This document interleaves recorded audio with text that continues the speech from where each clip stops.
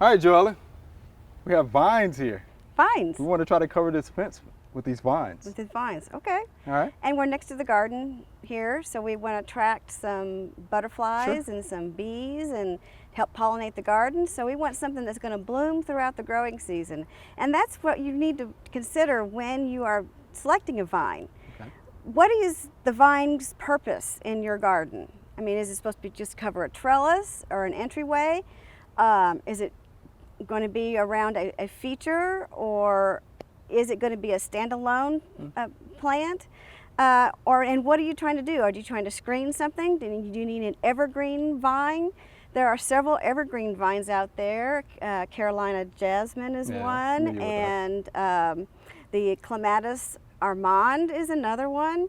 But that's not our focus here. Our focus is to have blooms as much of the season as we possibly can. So we have chosen 2 vines. One's native, is a honeysuckle, and this is a red blooming variety that will bloom the majority of the summer. Okay. And it's sempervirens, and I believe this is Mr. Wheeler. And this one is a clematis that blooms a large part of the summer. It may not bloom in the very heat of the summer, but it will when it's not really, really hot outside. It'll bloom before and then after it. Okay.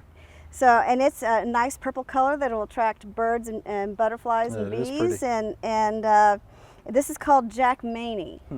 And so we'll plant several of these here around the garden, and hopefully it will attract the bees that we are looking for our vegetables. Okay.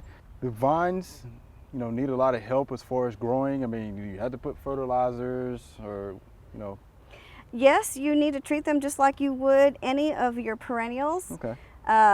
Because they are perennial, they will lose their leaves. These will lose their leaves, but the stems will still be there.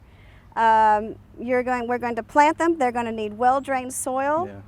And I know we have a problem with that in this area, so we're going to add some amendment to raise up the area that we're going to plant them so we know that they will be well-drained. And then I would put a little bit of fertilizer with them. Okay, so you would, okay. As when you plant them. And about once a year, fertilize them with a slow-release fertilizer. In the fall, I'd let them do what they're going to do, and I would let them go through the winter, and in the spring is when February is when I start looking at trimming them back if I was going to trim them. Okay. Okay. This one's already staked a little bit, and that's good. We'll leave that in the ground till next year so it can start growing up and on the fence. Once it grows on the fence, this next spring, we can take these off. Okay. So it's just there for support? Just there for support now, because otherwise they'd be falling everywhere. That's because it's a vine. And we want to put it close to this area. And you notice we have Bermuda in here. We need to get the Bermuda grass out. So we'll since we don't have any more time, we're going to dig it out.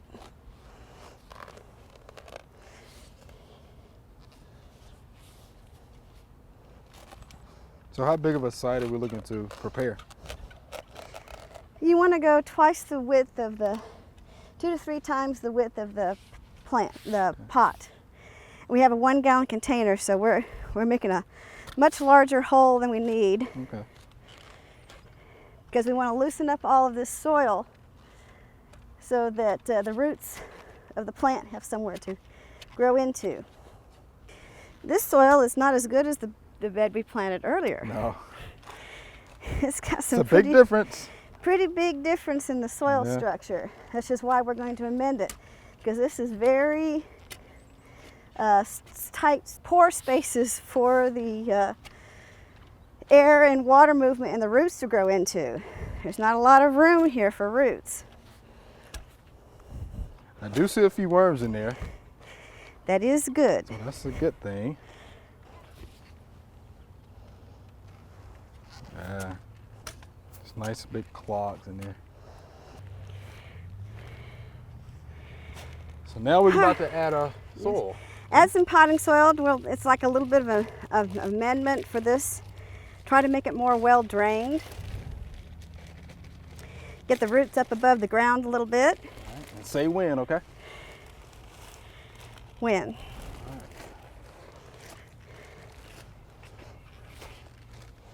You really only want to put about 20% amendment in your bed. If you do more than 20% of an amendment in the bed, you're really changing the soil structure too much. Okay.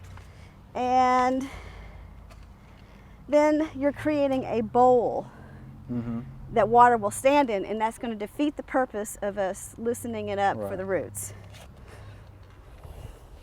Because we don't want the feet to hang out in the water, right? No, we don't want the idea is to get them a little bit of good drainage.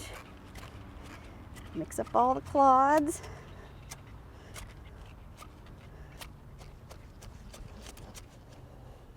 Now, Joellen, I think you've done this a time or two, right? Time or two. Right.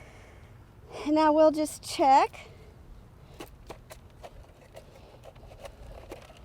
So what do you think about the root system?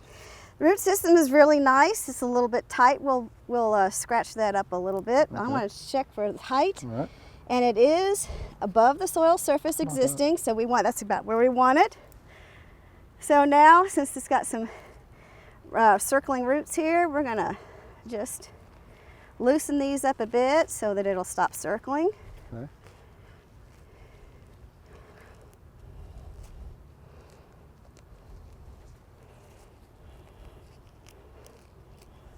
And while you do that, Joellen, I'm gonna take wheat seed here. Oh my, Take yes that it out of there. does. Root and all, very good. Yeah. Yay. And we'll look to see where the vines are growing, and they're since they're going this way. So since we wanted to climb the fence, we're gonna head those that way. And we will, yeah, you'll hold that. Okay. I will fill it in.